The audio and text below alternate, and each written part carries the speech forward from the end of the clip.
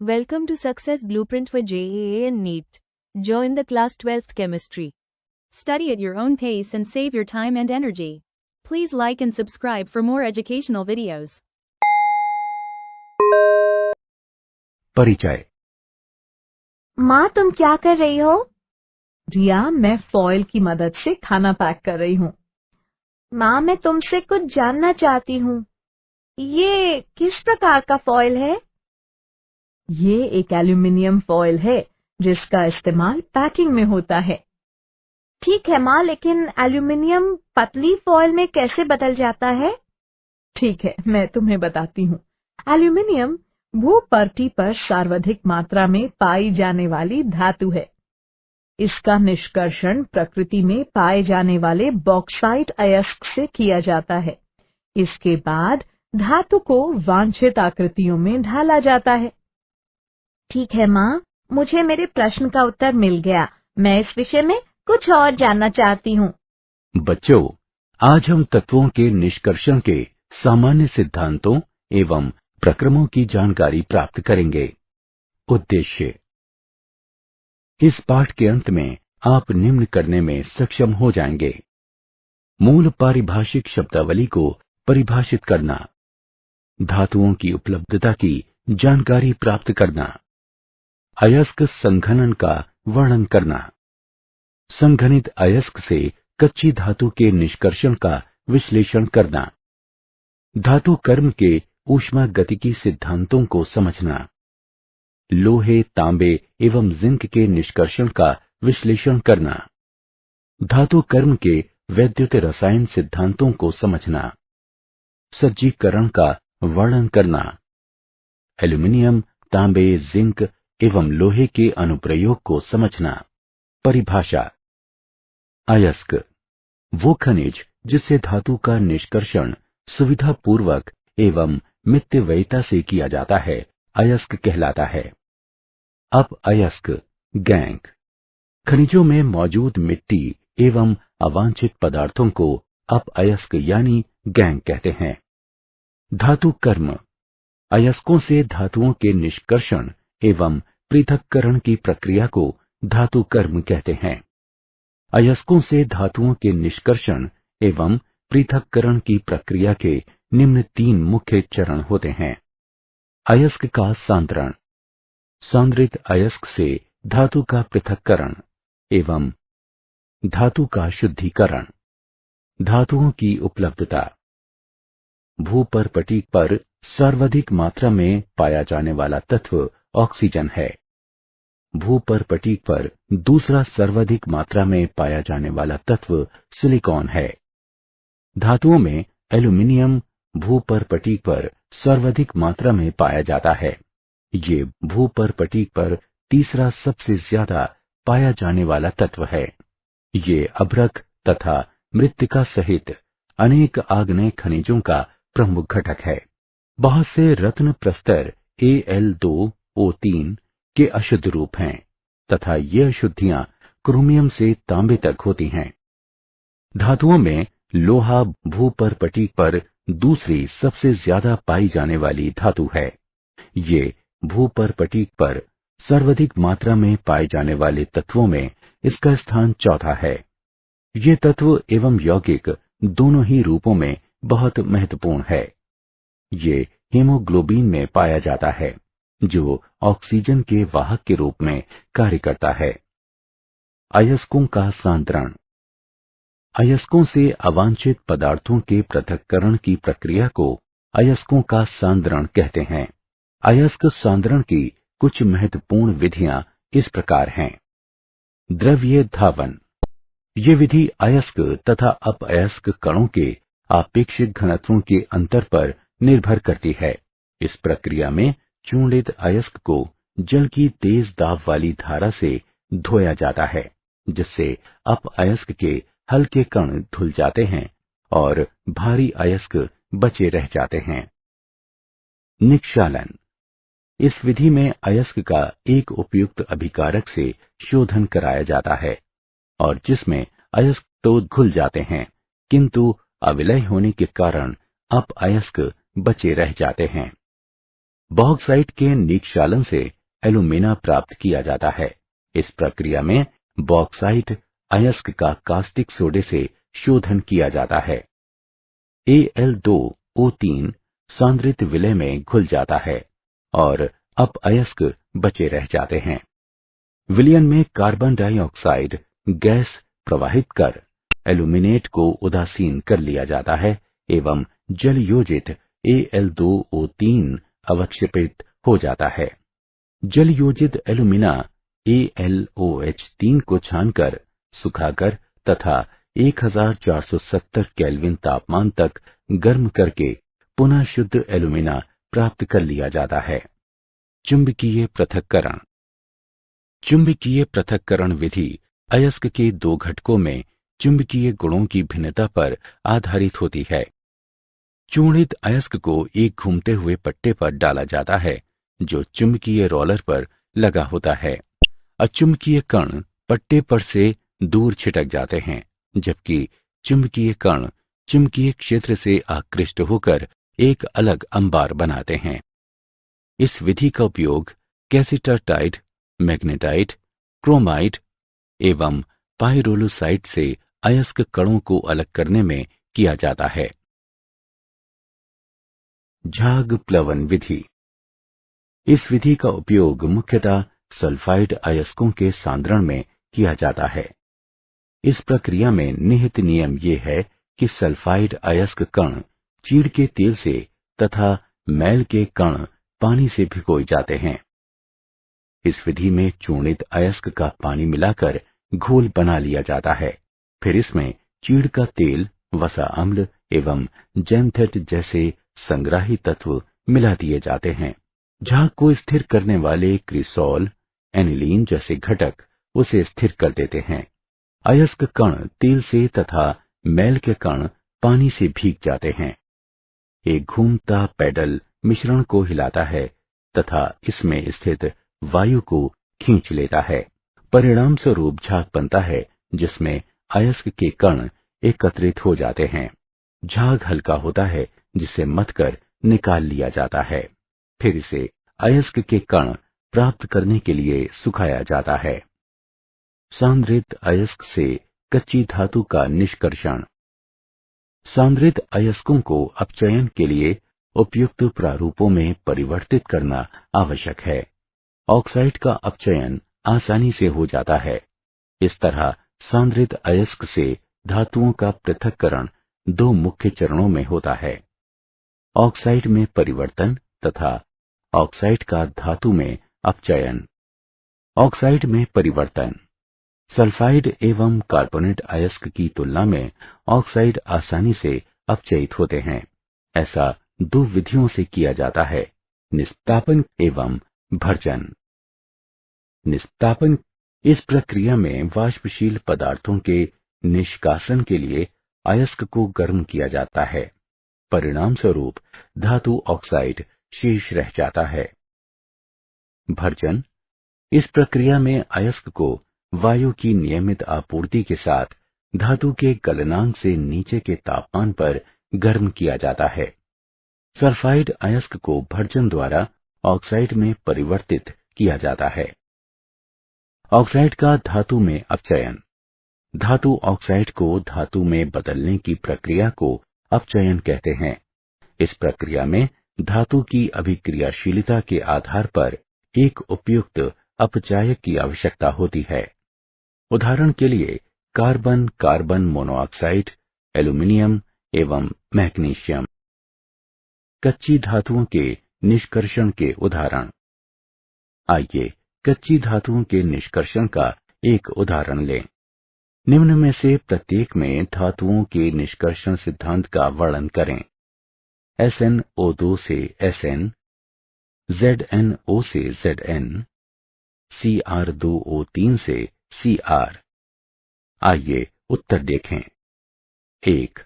SnO2 से Sn का निष्कर्षण कार्बन को अपचायक के रूप में प्रयोग कर किया जाता है। Sn एक कम क्रियाशील धातु है। 2.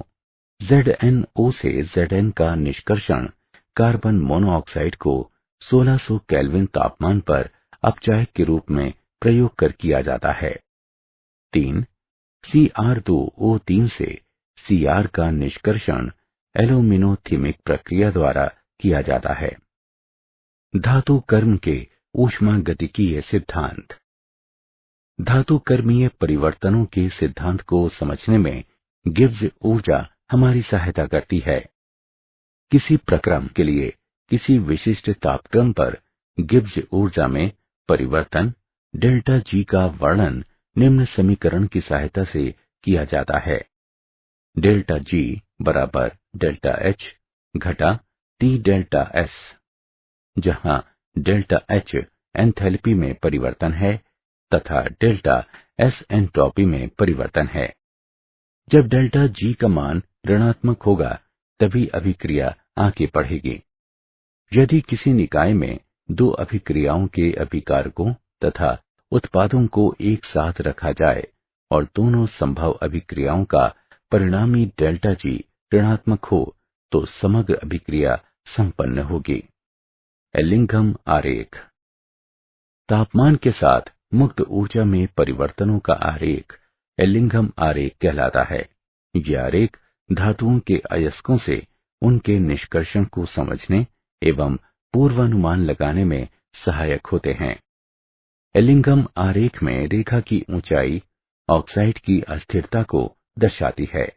रेखा जितनी अधिक ऊंची होगी डेल्टा जी का मान उतना ही धनात्मक होगा और ऑक्साइड का बनना उतना ही कम संभव होगा।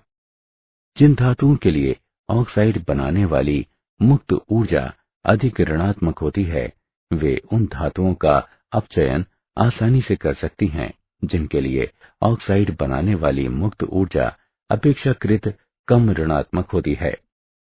आयरन का निष्कर्षण लौह निष्कर्षण। धातुओं में भूपर्पटीक पर दूसरे स्थान पर सर्वाधिक मात्रा में पाई जाने वाली धातु लोहा है। लोहे के मुख्य अयस्क हैं हेमेटाइट या लाल लौह अयस्क, लिमोनाइट या भूरा लौह अयस्क, मैग्नेटाइट एवं सिट्राइट। लोहे को अधिकतर उसके ऑक्साइड अयस्कों से ही निष्कर्षित किया जाता है। इन अयस्कों में 20 से 55% तक लोहा होता है। अयस्क का सांद्रण। मिट्टी, रेत इत्यादि के मैल कण चूर्णन क्रिया से दूर किए जाते हैं।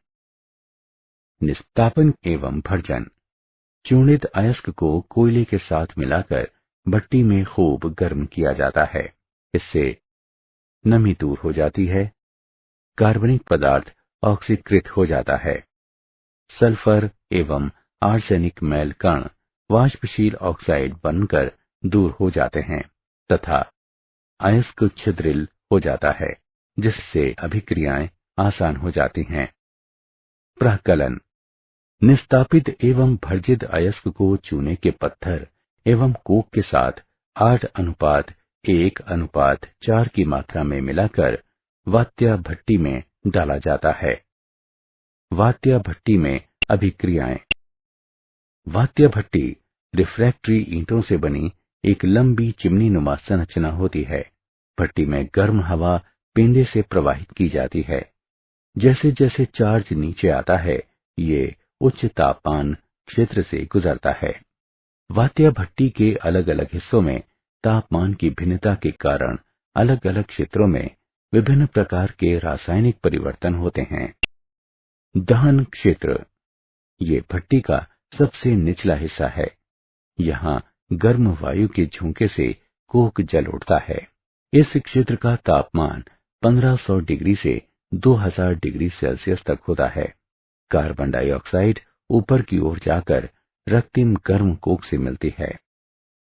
अपचयन का ऊपरी क्षेत्र। ये भट्टी का सबसे ऊपर का हिस्सा है। इस क्षेत्र का तापमान 250 डिग्री से 700 डिग्री सेल्सियस तक होता है। यहाँ कार्बन मोनोऑक्साइड आयरन के ऑक्साइड को स्पॉन्जी आयरन में अपचयित कर देती है। अपचयन का निम्न क्षेत्र। भट्टी के मध्य भाग में 1000 डिग्री से 1200 डिग्री सेल्सियस तापमान में अंतिम अपचयन होता है। कार्बन मोनोऑक्साइड से प्राप्त कार्बन लोहे के साथ अभिक्रिया करता है तथा मैल के कण भी गलित लोहे में घुल जाते हैं। फ्यूजन यानी विलयन क्षेत्र, यहाँ का तापमान 1200 डिग्री से 1500 डिग्री सेल्सियस तक होता है। चूने का पत्थर कैल्शियम ऑक्साइड में अपघटित हो जाता है। ये एक प्रकलक के रूप में कार्य करता है तथा SiO2 एवं Al2O3 जैसी अशुद्धियों को धातु मल बनाकर अलग कर देता है। गलित लोहा वात्य भट्टी की तली में इकट्ठा हो जाता है। धातुमल हल्का होने के कारण गलित लोहे के ऊपर तैरता है। धातुमल को धातुमल छिद्र में से प्रवाहित कर अलग कर दिया जाता है। तांबे का निष्कर्षण। तांबा प्राकृतिक एवं युक्त दोनों ही रूपों में पाया जाता है। ये मुख्यतः सल्फाइड, ऑक्साइड और कार्बोनेट रूपों में पाया जाता है। तांबे के निष्कर्षण के मुख्य चरण: सांतरण, भर्जन, प्रकलन। सांतरण: सल्फाइड अयस्क को बारीक चूर्ण में बदलकर झाग प्लवन विधि द्वारा सांद्रित किया जाता है। भर्जन: सांद्रित अयस्क को वायु की प्रचुर मात्रा में परावर्तनी भट्टी में भर्जित किया जाता है। प्राकलन: भर्जित अयस्क को थोड़े से कोक एवं रेत के साथ मिलाकर वायु की प्रचुर मात्रा में वाटर जैकेटेड वात्य भट्टी में गर्म किया जाता है। बचा हुआ अधिकतर आयरन सल्फाइड भी ऑक्साइड में परिवर्तित हो जाता है। ये सिलिका से अभिक्रिया करके आयरन सिलिकेट के रूप में धातुमल बनाता है। धातुमल हल्का होने के कारण गलित परत, जिसमें मुख्यतः Cu2S एवं थोड़ी मात्रा में FeS, जिसे मेटे कहते हैं, के ऊपर तैरता है। बिसेमराइजेशन: गलित मेटे को चूने के बेसिक आरेख वाले बेसेमर कन्वर्टर में डाला जाता है। रेत एवं हवा को इस मिश्रण में झोंका जाता है। FeO FeSiO3 के रूप में अलग हो जाता है। जब आयरन को पूर्ण रूप से अलग कर दिया जाता है, क्यूप्रस ऑक्साइड क्यूप्रस सल्फाइड से अभिक्रिया कर कॉपर प्रदान करता है। धात्विक कॉपर तब पिघलकर कन्वर्टर की तली की ओर बह निकलता है। इस स्टील के ढांचों में डाला जाता है। इसके ठंडा होते ही इसमें खुली हुई सल्फर डाइऑक्साइड निकलती है, जिसके कारण ठोस धातु में फफोले से पड़ जाते हैं। इसलिए इसे फफोलेदार तांबा कहते हैं। इसमें लगभग 98% तांबा होता है। फफोलेदार तांबे का वैद्युत अपघटन से शोधन किया जाता है। जिंक का निष्कर्षण। चूंकि जिंक कॉपर से अधिक क्रियाशील है, इसलिए जिंक ऑक्साइड का अपचयन Cu2O के ताप से अधिक तापमान पर कोक द्वारा किया जाता है। तापन के लिए ऑक्साइड की कोक तथा मृदा के साथ छोटी छोटी ईंटें बनाई जाती हैं। उत्पन्न हुई कार्बन मोनोऑक्साइड भी जिंक ऑक्साइड का जिंक में अपचयन कर सकती हैं। अशुद्ध जिंक को स्पेल्टर कहते हैं। धातु को आश्वित कर तथा तीव्र शीतलन द्वारा शोधित किया जाता है। मूल्यांकन। आगे बढ़ने से पहले आइए देखें हमने क्या सीखा। सही विकल्प को उठाकर उसके संगत स्थान पर रखें। धातु कर्म के वैद्युत रासायनिक सिद्धांत। गलित धातु लवण के अपचयन के लिए वैद्युत अपघटन किया जाता है। ये विधि वैद्युत रासायनिक सिद्धांत पर आधारित है, जिसकी व्याख्या निम्न समीकरण के आधार पर की जा सकती है। डेल्टा G नॉट बराबर -NE0F, जहां N इलेक्ट्रॉनों की संख्या है और E0 निकाय के रेडॉक्स युग्म का इलेक्ट्रोड विभव है। अधिक क्रियाशील धातुओं के लिए E0 का मान अधिक ऋणात्मक होता है, इसलिए G0 धनात्मक हो जाता है तथा अपचयन कठिन हो जाता है। यदि रेडॉक्स युग्म के E0 का मान धनात्मक हो तो G0 ऋणात्मक हो जाएगा और कम क्रियाशील धातु को उसके लवण से अधिक क्रियाशील धातु से प्राप्त किया जा सकेगा।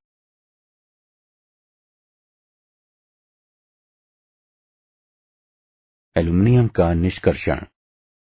एल्युमिनियम का निष्कर्षण Al2O3 2H2O बॉक्साइट से किया जाता है। बॉक्साइट का सांद्रण निक्षालन विधि द्वारा किया जाता है। शुद्ध Al2O3 में Na3 Al F6 या CaF2 मिलाया जाता है, जिससे मिश्रण का गलनांक कम हो जाता है और इसमें चालकता आ जाती है। वैद्युत अपघटन की इस प्रक्रिया को हॉल हेरॉल्ट प्रक्रम कहते हैं। फ्यूज्ड मिश्रण को ग्रेफाइट छड़ों के बने एनोड तथा कार्बन परत के बने कैथोड से वैद्युत अपघटित किया जाता है। ग्रेफाइट एनोड धात्विक ऑक्साइड को धातु में अपचयित करने में सहायता करता है। ऑक्सीकरण अपचयन। अधातुएं अपने खनिजों से वैद्युत रासायनिक ऑक्सीकरण द्वारा प्राप्त की जाती हैं। उदाहरण के लिए लवण जल के वैद्युत अपघटन से एनोड पर Cl2 प्राप्त होती है। क्लोरीन ऋण जल में उपस्थित आयन के ऑक्सीडेशन के लिए गिब्स ऊर्जा की मानक अभिक्रिया। उच्च धनात्मक मान वैद्युत अपघटन की आवश्यकता बताता है। क्लोरीन ऋण आयन के ऑक्सीडेशन के लिए 2.2 वोल्ट विद्युत वाहक बल की आवश्यकता होगी तथा N का मान 2 है। परंतु जलीय विलयन में एक और अभिक्रिया भी होती है। इस अभिक्रिया को 1.2 वोल्ट के विभवांतर से प्राप्त किया जा सकता है। इसलिए अभिक्रिया की ऊंची दर के लिए एक अधिक विभवांतर की आवश्यकता होती है। शोधन। निष्कर्षण से प्राप्त धातुओं में सामान्य रूप से कुछ मैल कण मिले होते हैं। उच्च शुद्धता की धातु प्राप्त करने के लिए अनेक विधियां प्रयोग में लाई जाती हैं। ये विधियां धातु एवं उसमें उपस्थित अशुद्धियों के गुणों में अंतर पर निर्भर करती हैं। आसवन। ये विधि कम क्वथनांक वाली धातुओं के शोधन में प्रयुक्त होती है। अशुद्ध धातु को वाष्पीकृत करके शुद्ध धातु को आश्रित के रूप में प्राप्त कर लिया जाता है। उदाहरण जिंक एवं पारा। द्राव गलन परिष्करण। इस विधि में कम गलनांक वाली धातु को पिघलाकर ढालू सतह पर बहने दिया जाता है। इस प्रकार अधिक गलनांक वाली अशुद्धियां अलग हो जाती हैं। उदाहरण के लिए टिन। वैद्युत अपघटनी शोधन। इस विधि में अशुद्ध धातु को एनोड तथा शुद्ध धातु को कैथोड बनाते हैं। उसी धातु के विलय लवण को वैद्युत अपघटक के रूप में प्रयोग करते हैं। विद्युत धारा प्रवाहित करने पर अशुद्ध धातु धात्विक आयन बनाती है, जो कैथोड पर जाकर शुद्ध धातु के रूप में इकट्ठे हो जाते हैं। उदाहरण तांबा, जिंक एवं एल्युमिनियम। मंडल परिष्करण। ये विधि इस सिद्धांत पर आधारित है कि अशुद्धियों की विलयता धातु की ठोस अवस्था की अपेक्षा गलित अवस्था में अधिक होती है। अशुद्ध धातु की छड़ के एक किनारे पर लगे वृत्ताकार गतिशील तापक की सहायता से इसे गर्म किया जाता है।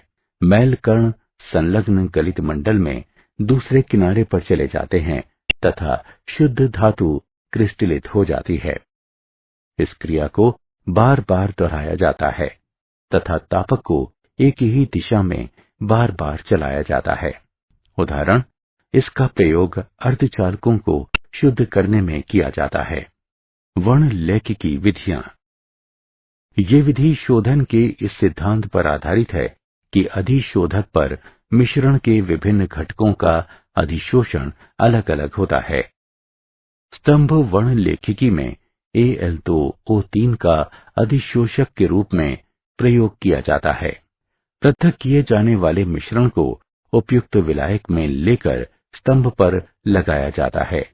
कम घुलनशील घटक पहले अधिशोषित होते हैं तथा अधिक विलय घटक बाद में अधिशोषित होते हैं। ये विधि उन तत्वों के लिए उपयुक्त है जो सूक्ष्म मात्रा में पाए जाते हैं तथा जिसमें तत्व और अशुद्धियों के रासायनिक गुणों में अधिक भिन्नता नहीं पाई जाती। एल्यूमिनियम के अनुप्रयोग। एल्यूमिनियम चूर्ण का प्रयोग लोहे एवं अन्य सतहों को ढकने के लिए सिल्वर पेंट्स में किया जाता है। इसका प्रयोग ऑटोमोबाइल एवं वायुयान में प्रयुक्त होने वाली मिश्र धातु को बनाने में किया जाता है। इसका प्रयोग सिगरेट एवं कन्फेक्शनरी के आवरण पत्रा के लिए पतली पन्नी बनाने में किया जाता है।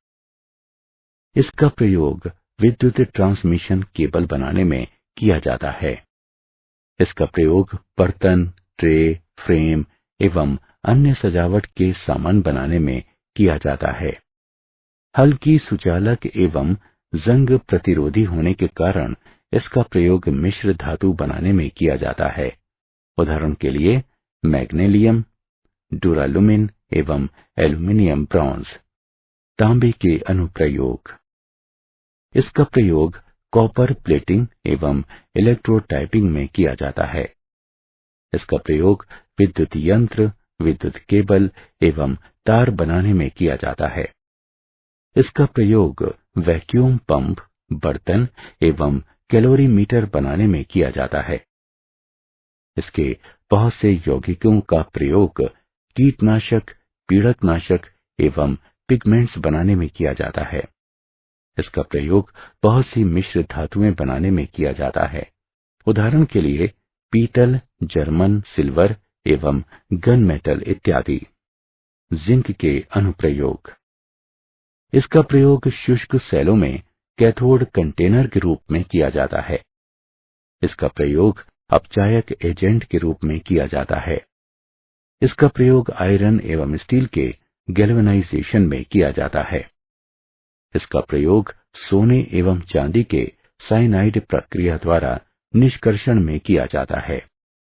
इसका प्रयोग बहुत सी मिश्र धातुएं बनाने में किया जाता है।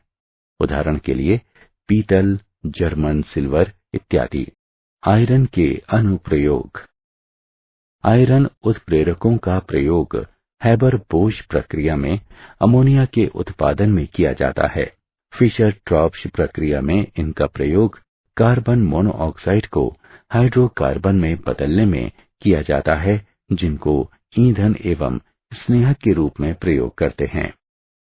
आयरन धातु कठोर होने के साथ साथ बहुत सस्ती होती है। अधिकतर वाहन, मशीन के पुर्जे, बड़े जहाजों के हल्स, बिल्डिंग एवं मशीन के हिस्से लोहे से बने होते हैं। आयरन को अन्य धातुओं के साथ मिलाकर स्टील बनाया जाता है। स्टेनलेस स्टील का प्रयोग बिल्डिंग के हिस्से, भोजन पकाने के बर्तन, कटलरी एवं सर्जिकल यंत्रों को बनाने में किया जाता है। इसका प्रयोग वायुयान एवं वाहन बनाने में किया जाता है। क्या आप जानते हैं, कमरे के तापमान पर पारा एकमात्र ऐसी धातु है जो द्रव अवस्था में पाई जाती है। कांसा, तांबे एवं टिन से मिलकर बनी एक मिश्र धातु है। इसमें तांबे की मात्रा सर्वाधिक 80 से 85% तक होती है। विश्व में छठे स्थान पर पाया जाने वाला तत्व लोहा है। सारांश। आइए हमने जो कुछ सीखा है उसे संक्षेप में दोहराएं। वो खनिज जिससे धातु का निष्कर्षण सरलता एवं आर्थिक सुगमता से होता है, अयस्क कहलाता है।